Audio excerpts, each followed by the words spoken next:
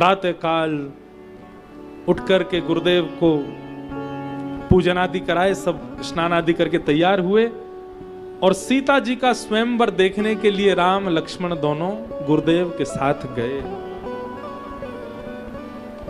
रंग भूमि आए दोई भाई, असि सुधि सब पुरवासिन पाई।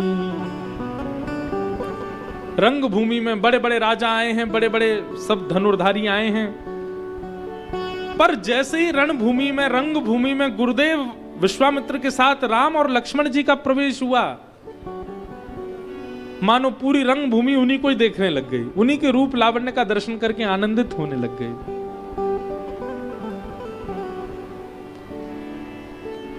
राम लक्ष्मण जी की सुंदरता को देख करके सब आनंदित हो गए। सब मनी मन बात करने लगे कि भैया वास्तव में जिनके स्वयंवर में हम आए उनके लिए योग्य पति तो यही आए हैं जो अभी अभी आए हैं। ऐसा रूप सबके लिए सुंदर बैठने की व्यवस्था थी, परंतु एक दिव्य मंच बना था जो कि मुनि विश्वामित्र के लिए था। वहां जाकर के विश्वामित्र जी बैठे, दोनों राम लक्ष्मण भैया आजू बाजू गुरुदेव के बैठे। सिय शोभा नहीं जाई बखानी, जगदम्बिका रूप गुण खानी, उपमा सकल मोहि लघु लागी, प्राकृत नारी अंग अनुरागी। कवियों ने जितनी उपमाएं रखी हैं एक सुंदरता पर लिखने के लिए, वो सारी उपमाएं फीकी पड़ रही हैं सीता जी के रूप पर। ऐसा रूप है सिया जी का,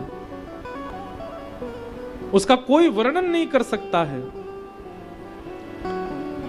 तभी पूरी सभा एकत्रित हो गई, बंदी जन खड़े हो गए, खड़े होकर के उन्होंने पूरे नियम समझाए और जनक जी की वरदावली आदि हुई और पूरा बताया गया भाव कि भैया ये सामने धनुष रखा है, हमारे जनक जी महाराज का संकल्प है कि अपनी पुत्री उसी को देंगे जो इस धनुष को तोड़ने की क्षमता रखता हो। बोले बंदी बचन बर सुनहु सकल महिपाल, पन विदेह कर कहीं हम भुजा उठाई विशाल। भूप सहस दस एक ही बारा, लागे उठावन टरई नटारा। ऐसा वर्णन करते हैं कि 10,000 राजाओं ने प्रयास कर लिया। अब यहां पर लिखा तो है एक ही बार में 10,000 राजा गए और जाकर के उठाने लगे, लेकिन धनुष को हिला नहीं पाए। लेकिन इसका वर्णन कई संतजन करते हैं, बोले एक दिन में 10,000 राजा आके चले गए, लेकिन कोई भी तस से मस हिला नहीं पाया धनुष को। बड़े बड़े राजाओं ने आकर के प्रयास किया। जिस धनुष को, ऐसी कथा आती है कि बाल्यकाल में सीता जी ने उठा करके नीचे जो वस्त्र रखा था उस वस्त्र को बदलने का प्रयास किया, वस्त्र हटा करके दूसरा वस्त्र रख दिया। शिव जी का धनुष है तो नीचे आसन बदलने के लिए सीता जी ने एक ही हाथ से उठा करके, बाम हस्त से उठा करके आसन बदल करके धनुष को पुनः रख दिया। जब जनक जी महाराज पूजन करने के लिए गए तो उन्होंने कहा कल तो नीला वस्त्र था, अभी तक इतने दिनों से नीला वस्त्र था, ये अचानक से लाल वस्त्र कैसे हो गया, ये किसने किया? सब जगह पूछा गया तो बताया, बोले कि जानकी जी, सीता जी गई थी और सीता जी ने उठा करके दूसरा वस्त्र कर दिया। जनक जी सुनकर के आश्चर्यचकित हो गए, जिसको कोई हिला नहीं सकता सीता जी उसको उठा करके वस्त्र बदलते। तो उसी दिन संकल्प कर लिया था कि जो इस धनुष को उठाएगा उसी से ही ब्याह होगा सीता जी का। इतना बलवान तो होना चाहिए मेरे दामाद में। लेकिन आज बड़े बड़े राजा थक गए, अपने गुरुजनों का आशीष लेकर के सब जाएं, लेकिन कोई भी धनुष को हिला ना पाए।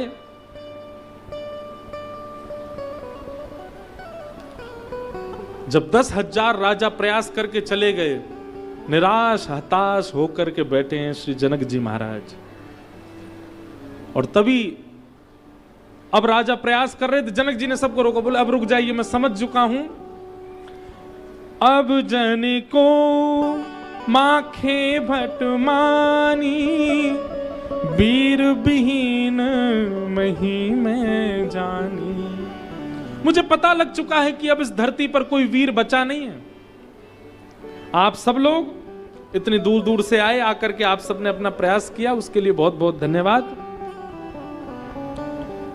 सबको प्रणाम किया और कहा कि अब मेरा भाग्य है, मेरी बेटी के लिए कोई योग वर नहीं है, विधाता ने जो लिखा है वही होगा। अब ऐसे मैं किसी से भी ब्याह तो नहीं कराऊंगा। आप लोग धनुष हिला तक नहीं पा रहे हैं, उठाना तो बहुत दूर की बात। ऐसे कैसे किसी से भी ब्याह करा दूं अपनी पुत्री का? कोई बात नहीं, विधाता ने शायद मेरी पुत्री का विवाह रचा नहीं है।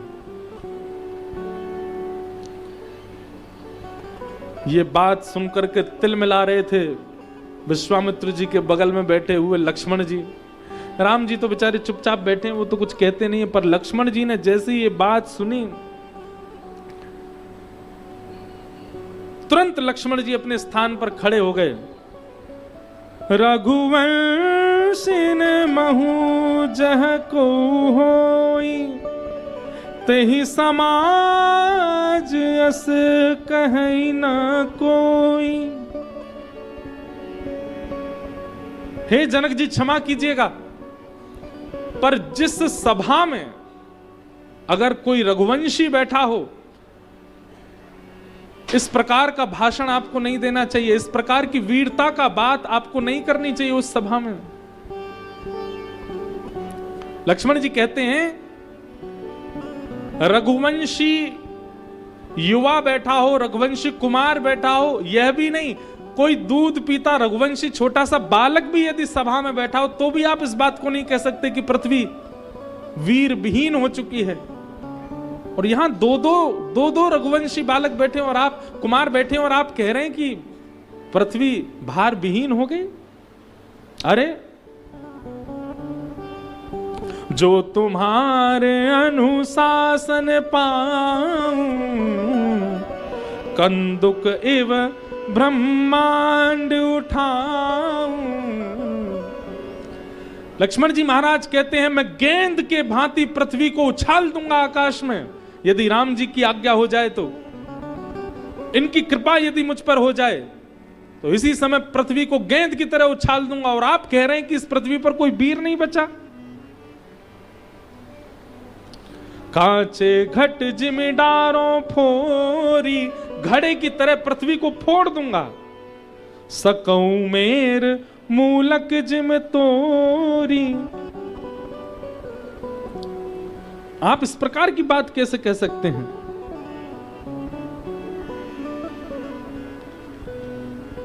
लक्ष्मण जी की इस बात को सुन करके सब लोग कांपने लगे, पर अपनी समस्त बातों को कहने के बाद कि मैं पृथ्वी को गेंद की तरह उछाल दूंगा, मटके की तरह फोड़ दूंगा, अपने समस्त बल का भाव कहने के बाद श्री लखनलाल जी इशारा कहां कर रहे हैं? तोरो छत्रक दंड जिम तब प्रताप बलनाथ, जो न करो प्रभु पद शपथ, कर्ण धरो धनु भाथ।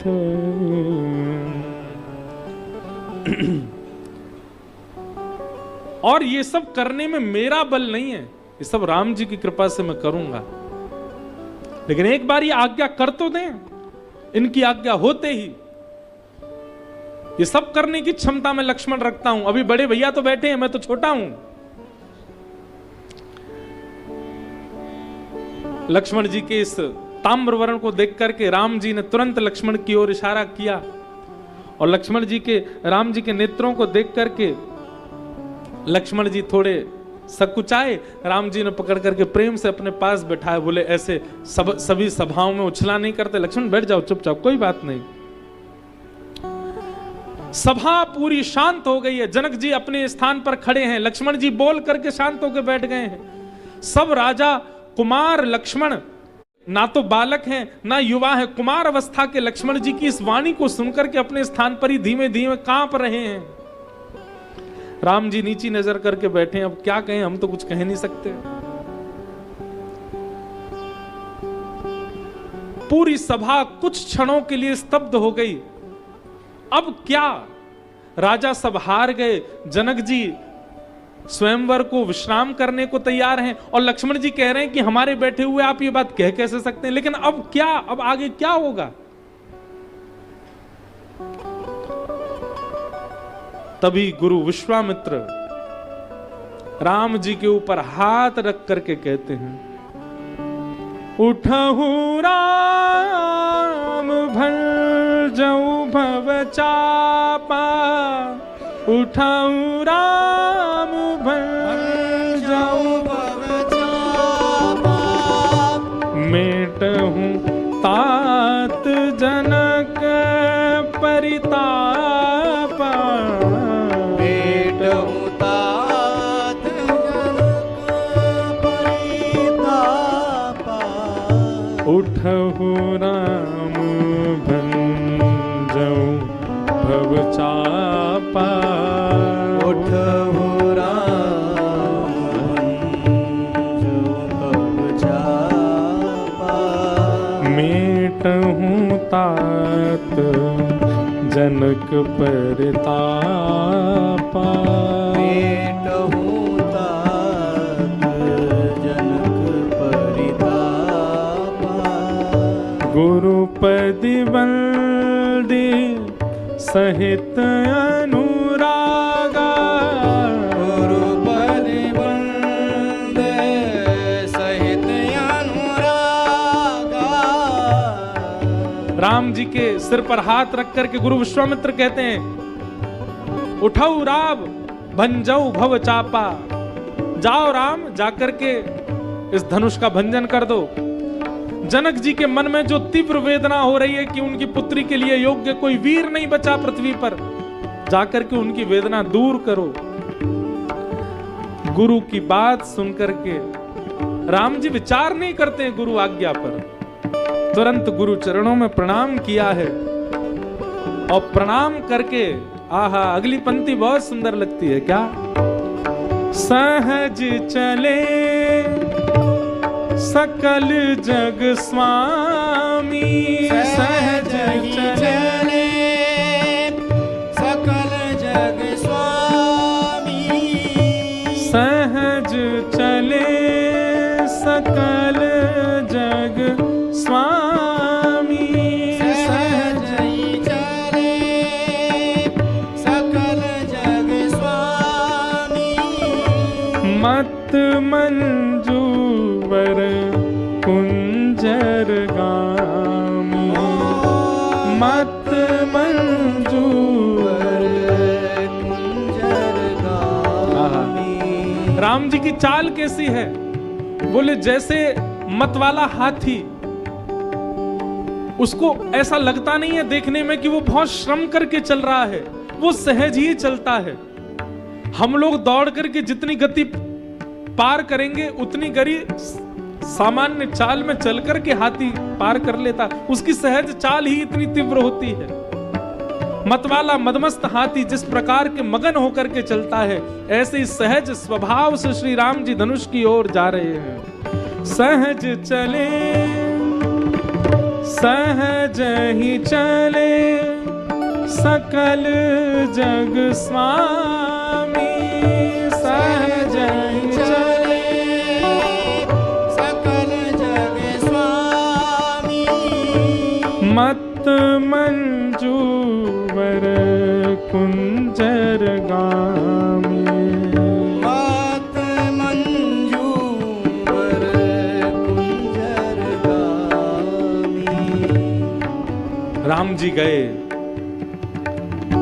जैसे ही राम जी जा रहे हैं, कुछ राजा तो उनका उपहास कर रहे हैं, बोले नन्हा सा कुमार बालक जा रहा है दौड़ने के, हम झेला नहीं पाए और ये जा रहा है। सीता सहित जितनी सखियां बैठी हैं सब मनी मन अपने इष्टों को प्रणाम कर रही हैं। हे धनुष भगवान हल्के हो जाना, हे भोलेनाथ कुछ कृपा कर देना, कैसे भी करके इनसे धनुष उठ जाए, कैसे भी करके ये धनुष को बस उठा करके सीता जी के योग्य बनने के लिए जो क्रिया हो वो कर दें। सब अपने मनी मन बड़े, कई लोग बड़े आनंद में हैं कि अब ये बहुत देर से चिल्ला रहा था लक्ष्मण, इसकी बात पर पानी फिरेगा, ये राम हिला भी नहीं पाएगा। और कई लोग प्रभु से प्रार्थना कर रहे हैं, हे प्रभु कैसे भी करके ये धनुष राम जी ही उठावें।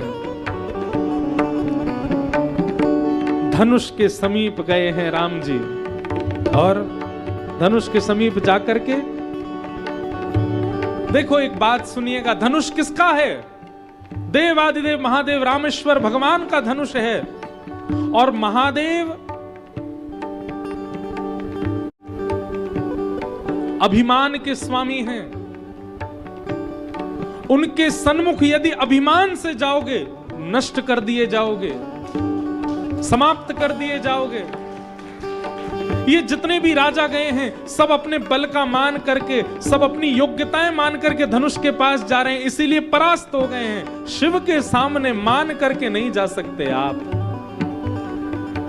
राम जी मदमस्त होकर के गए और जैसे ही धनुष के पास गए हैं, धनुष के सामने हाथ जोड़ करके गुरु ही प्रणाम मन ही मन कीन्हा, गुरु ही प्रणाम मन ही मन कीन्हा।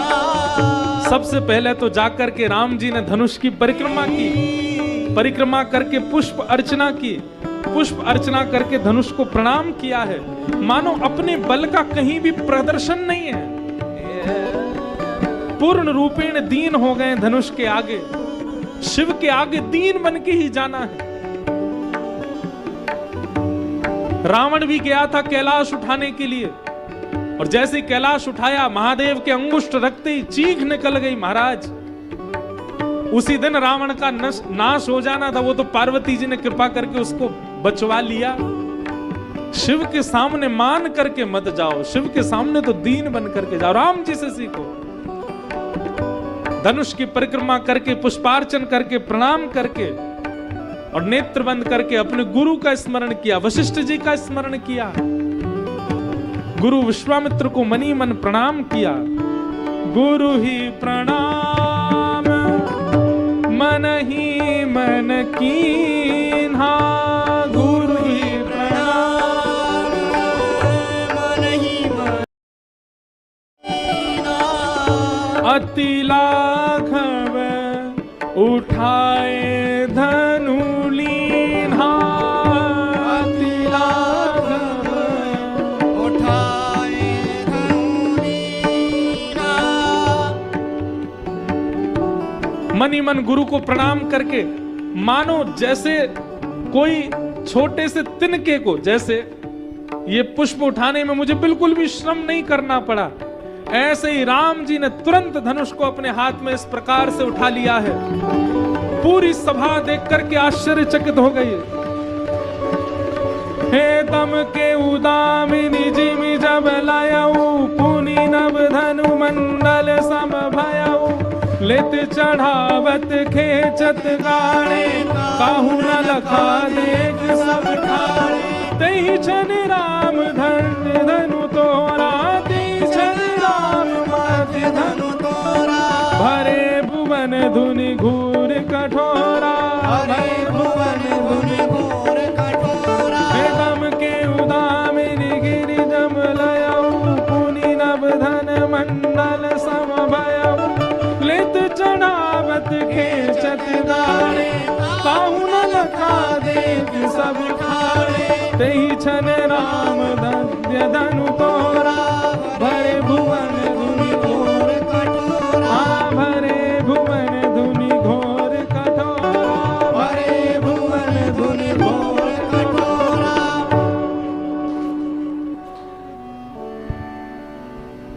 गुरु ही प्रणाम मन ही मन कीना, अति लाघव उठाए धनु लीन्हा।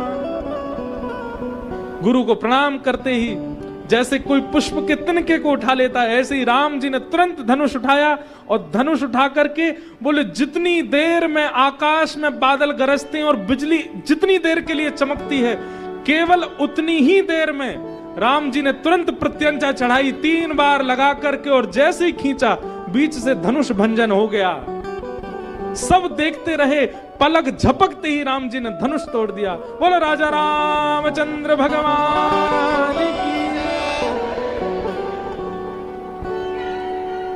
एक बादल में गरजती हुई चमकती हुई बिजली कितनी देर रहती है? एक क्षण। कई बार बिजली चमकती और आप देखने के लिए नजर उठाते हैं, तब तक शांत हो जाती है। केवल इतनी देर में तेहि छिन राम मध्य धनु तोरा, इतनी देर में राम जी ने धनुष तोड़ दिया। भरे भुवन धुनि घोर कठोरा। केवल लोगों को क्या सुनाई दिया? धनुष टूटा, ये कोई नहीं देख पाया। केवल एक भयंकर आवाज हुई है संपूर्ण ब्रह्मांड में। उस आवाज को सुनकर के सब लोग अपने कान दबाने लगे।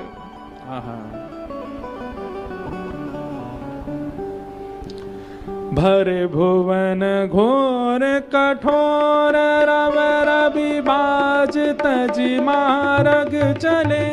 चित्तरहि दिग्गज डोल, मही अहि कोल पूर्म कलमले। सुर असुर मुनि कर कान दीने, सकल विकल विचारहि।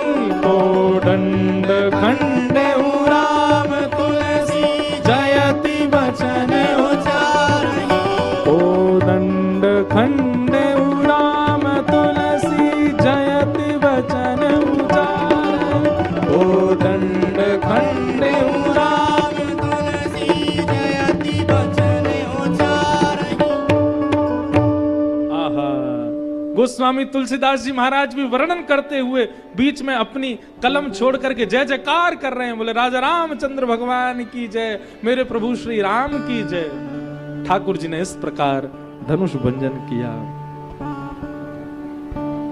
प्रभु दोई चाप खंड मही डारे, देखी लोग सब भय सुखारे। कौशिक रूप पयो निधि पावन, प्रेम वारी अवगाह सुहावन। इस प्रकार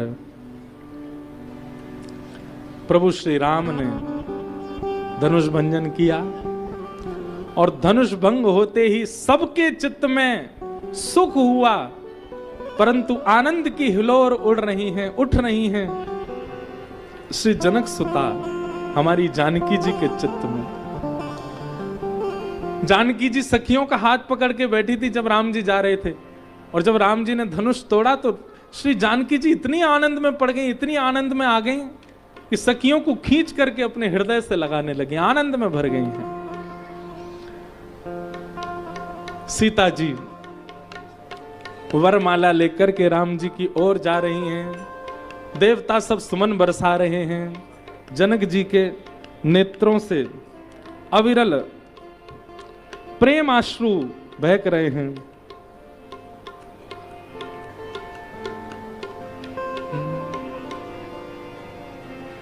सब आनंद में भर रहे हैं। सीता जी धीमे धीमे चरण करके आगे आई। राम जी बिल्कुल खड़े हैं, लक्ष्मण जी भी आनंद में भर गए हैं। सीता जी छोटी सी हैं, राम जी के सामने आकर के खड़ी हो गई। सखियों ने सब कहा, बोले कि हे राम जी अब अवसर है, माला पहन लो। राम जी धीमे से बोले, जानकी जी से कहो वो पहना दें। बोले वो कैसे पहनाएं, आप तो ऐसे तन के खड़े हो, छोटी सी हमारी सीता जी हैं, नेक झुक जाओ। राम जी नहीं झुके, बोले हम रघुकुल कमल दिवाकर किसी के आगे झुकते नहीं हैं हम। सखी बोली, अब जामाता बनने वाले हो, अब पहुना बनने वाले हो, झुकनो सीख जाओ। सारी सहज ससुराल के लोगन के आगे दामाद को झुकना ही पड़े। राम जी बोले हमको अभ्यास नहीं है, हम झुकना जानते नहीं है, और यदि आपको झुके भय दामादी चाहिए तो कोई और ढूंढ लो। सब सखियां बोली ऐसे नहीं मानेंगे, कुछ और अपनाना पड़ेगा नियम। लक्ष्मण जी दूर बैठे विश्वामित्र जी के पास, सखियों ने सबने इशारा करके बुलाया। लक्ष्मण जी दौड़े दौड़े आए, बोले कहिए। बोले भैया से कहो झुक जाएं। लक्ष्मण जी बोले हमने अपने भैया से कभी कोई आज्ञा नहीं करी, आज कैसे कर दें? बोले आज्ञा मत करो, निवेदन कर दो, झुक जाएं। सीता जी कब से माला लिए खड़ी हैं।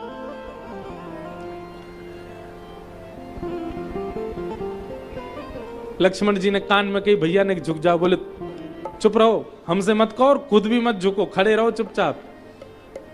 दशरथ नंदन है हम दोनों, रघुकुल कमल दिवाकर, ऐसे थोड़ी झुक जाएंगे। अब ये सब लीलाएं संत जन बताते हैं, नहीं झुके। एक सखी गई लक्ष्मण जी के पास, बोले लक्ष्मण जी झुका दो राम जी को। बोले कि नहीं झुक रहे, क्या करें, मान ही नहीं रहे, हम आज्ञा कर नहीं सकते, निवेदन कर रहे हैं तो मान नहीं रहे, बड़े भैया की आज्ञा माननी पड़ती है।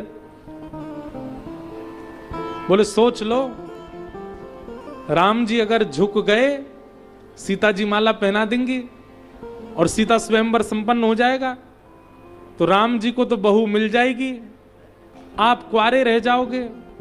लेकिन अगर राम जी झुक गए तो हम आपको वचन देती हैं आपका काम हम बनवा देंगे। लक्ष्मण जी महाराज की तुरंत दृष्टि पड़ी, और जैसे ही लक्ष्मण जी ने अपनी होने वाली अर्धांगिनी को देखा, उन्होंने भी निवेदन किया झुकवा दो, फिर आप भी कर देना। लक्ष्मण जी बोले हाँ अब तो कुछ करेंगे हम। सब सखियों से कहा दूर दूर हट जाओ। सब सखियां दूर हट गईं। बोले हे रघुनंदन राम, आज आपने रघुकुल की नाक ऊंची कर दी, आज आपने सूर्यवंश का नाम रोशन कर दिया हैं। ऐसे महादेव के धनुष को आपने ऐसे उठा करके और महाराज धनुष भंजन कर दिया, मैं तो आपको प्रणाम भी नहीं कर पाया। आपके श्री चरणों में दंडवत प्रणाम करता हूं। लेट करके लक्ष्मण जी जैसे ही चरणों में दंडवत प्रणाम करने लगे, दंडवत प्रणाम करते देख लक्ष्मण जी को झुकाने के लिए, उठाने के लिए जैसे ही राम जी झुके, सोई सीता जी ने माला पहना दी है। बोलो सियावर रामचंद्र की।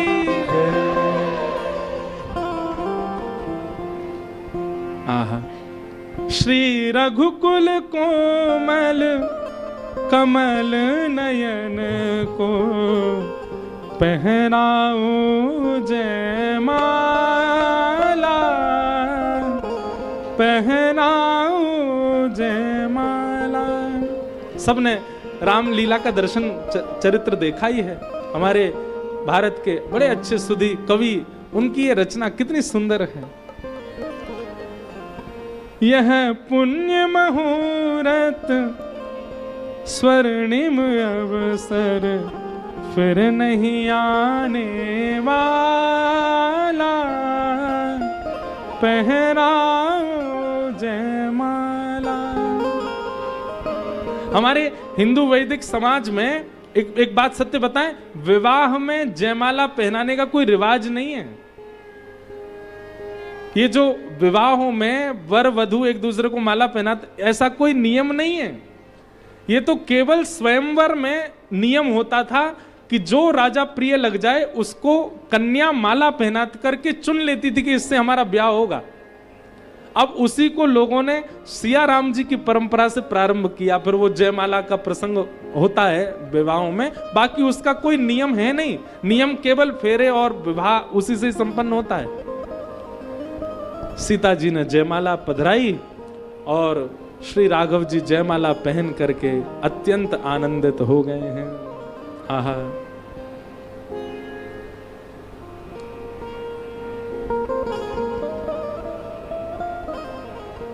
पुष्प वर्षा होने लगी, आकाश में सब देवी देवता आनंद मनाने लगे। आनंद में भर करके सब जय जयकार करने लगे। सियावर रामचंद्र की जय।